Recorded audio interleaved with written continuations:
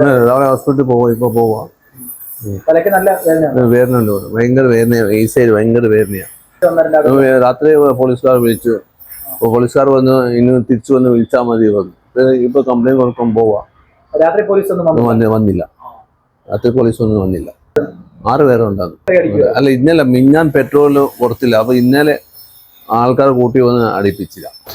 ഇന്നലെ ഏകദേശം ഒരു രാത്രി 12:40 2 ബൈക്കിലായിട്ട് 6ഓളം യുവാക്കൾ വരികയും 2 ബൈക്കിൽ ഇന്ധനം നിറയ്ക്കുകയും ശേഷം കുപ്പിയിൽ പെട്രോൾ ആവശ്യപ്പെട്ടു. അപ്പം വന്ന ചെറുപ്പക്കാരെല്ലാം അത്യാവശ്യം ലഹരിയിലായിരുന്നു.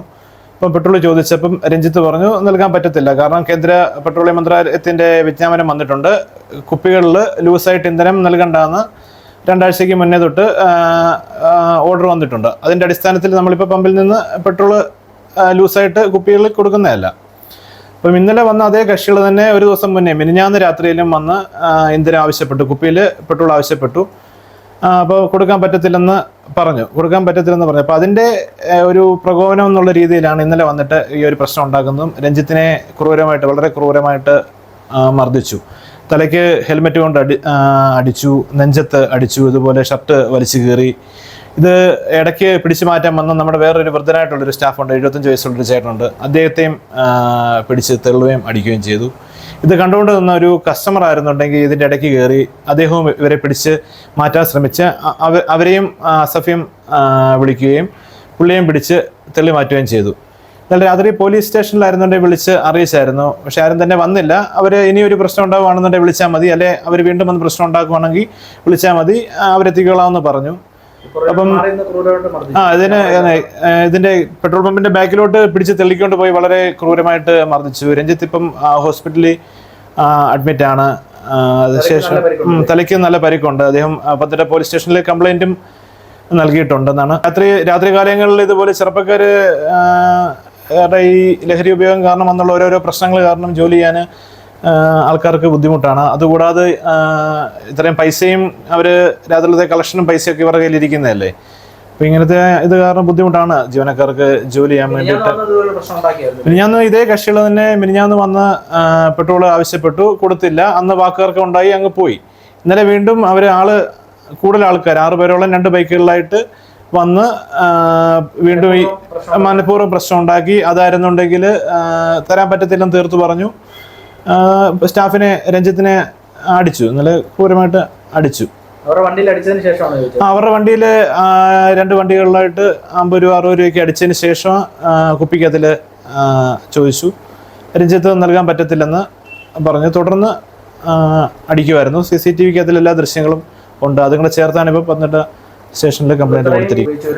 രാത്രിയിൽ പറ്റത്തില്ല. അതുമാത്രമല്ല, ലഹരി ഇത് വന്ന് ചോദിച്ച ആൾക്കാരും അത്യാവശ്യം ലഹരിയിലായിരുന്നു. അതുകൂടാതെ ഇപ്പം നമുക്ക് കുപ്പിക്കകത്തിൽ കൊടുക്കണ്ടെന്നാണ് കേന്ദ്ര പെട്രോളിയം മന്ത്രാലയത്തിൻ്റെ ഓർഡർ വന്നേക്കുന്നത്. അപ്പം ഞങ്ങൾക്ക് അത് കൊടുക്കാൻ പറ്റത്തില്ല, കാരണം നമ്മുടെ ലൈസൻസിനെയൊക്കെ ബാധിക്കുന്ന കാര്യമാണ്. അപ്പോൾ അത് നമുക്ക് കൊടുക്കാൻ പറ്റത്തില്ലെന്നുള്ളത് തീർത്ത് പറഞ്ഞു. തുടർന്നുണ്ടായ പ്രകോപനമാണ്. ആൾക്കാരോട് പറഞ്ഞു കഴിഞ്ഞാൽ അവർ മനസ്സിലാക്കാൻ ശ്രമിക്കുന്നില്ല, അതന്നെ കാര്യം. തീർച്ചയായിട്ടും 4 സ്റ്റാഫുണ്ട് നമുക്ക് രാത്രിയിൽ. 4 പേരുണ്ടായിട്ട് പോലും ഈ രീതിയിലുള്ള പ്രശ്നങ്ങളാണ് ചെറുപ്പക്കാർ ഉണ്ടാക്കുന്നത്. തലയ്ക്ക് ഹെൽമെറ്റ് വലിച്ച് അടിക്കുന്ന ഒരടി അടിച്ചു തലയുടെ സൈഡിൽ. അപ്പം അടി നടന്നു. അദ്ദേഹത്ത് പുറത്തും നെഞ്ചത്തും ഒക്കെ വലിച്ച് അടിച്ചു. അപ്പം എക്സ്റേ എടുക്കാൻ ഹോസ്പിറ്റലിൽ നിൽക്കുവാ രഞ്ജിത്ത്. തലയ്ക്ക് നല്ല വേദനയുണ്ടെന്ന് പറഞ്ഞു. കുപ്പിയിൽ പെട്രോൾ കൊടുത്തില്ല സംഭവം. ഇത് വെളുപ്പിനെ 12 മണിന്റെ 12:45 ഓരോ 2 ബൈക്ക് 6 പേരുണ്ടായിരുന്നു. 6 പേര് വെച്ചിട്ട് എനിക്ക് ഹെൽമെറ്റ് അടിച്ചു തള്ളി. ഇവിടെ ജോലി ചെയ്യുമ്പോൾ വളരെ ബുദ്ധിമുട്ടാണ് സാർ. ഓരോരുത്തർ ഈ മയക്കുമരുന്നും മറ്റു കാര്യങ്ങളും കഴിച്ചിട്ടാണ് ഇവിടെ വന്നത്.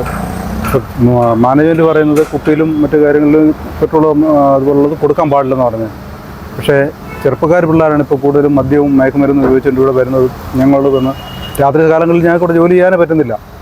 ദിവസവും ഇങ്ങനെയുള്ള പ്രശ്നങ്ങൾ ഉണ്ടായിരിക്കുന്നത്. ഇന്നലെ തന്നെ രണ്ട് തവണ ഈ പ്രശ്നം ഉണ്ടായി. രാത്രി കൂടെ ജോലി ചെയ്ത ഒരാളെ മർദ്ദിക്കുകയൊക്കെ ഉണ്ടായി.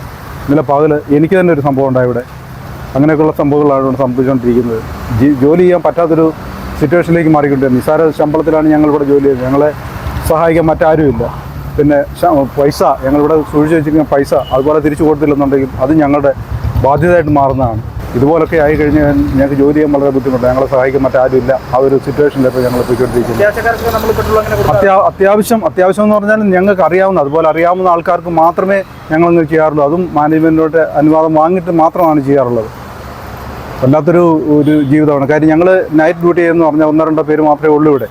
ഇതുപോലൊക്കെ സംഭവിച്ചു കഴിഞ്ഞാൽ വലിയ ബുദ്ധിമുട്ടായിട്ട് മാറിയിരിക്കുകയാണ്. തീർച്ചയായിട്ടും ഒരുപാട് ക്രൈമുകൾ നടക്കുന്ന സംഭവം. ഞങ്ങളെ കൊണ്ട് വല്ലാത്തൊരു ബുദ്ധിമുട്ടായിട്ട് മാറിയിരിക്കുക. ഞങ്ങൾക്ക് ജോലി ചെയ്യാൻ പറ്റാത്ത ഒരു ഇതായിട്ട് മാറിയിരിക്കുക. പകലാണെന്നുള്ള സ്ത്രീകൾ ഇവിടെ ജോലി ചെയ്യുന്നുണ്ട്. അവരുടെയൊക്കെ കേൾക്കുകയാണ് ഞങ്ങളെ വന്ന അനാവശ്യങ്ങൾ പറഞ്ഞു പോകുന്നത്. അപ്പോൾ പുറത്ത് പറയാൻ പറ്റാത്ത ഭാഷകളാണ് ഞങ്ങളോട് ഉപയോഗിക്കുന്നത്. ഇത് കഴിഞ്ഞ രാത്രി ഞങ്ങളെ കൂടെ ജോലി ചെയ്തിരുന്ന ഞങ്ങളുടെ ഒരു കൂട്ടുകാരനെ ഇതുപോലെ മർദ്ദിച്ചേച്ച് പോയത്. ചെറുപ്പക്കാർ പിള്ളേരാണ്. ഒരു രാത്രി വന്ന് മദ്യപിച്ച് വന്നിട്ട് കുപ്പിയിൽ പെട്രോൾ കൊടുത്തില്ല എന്ന് പറഞ്ഞിട്ട്.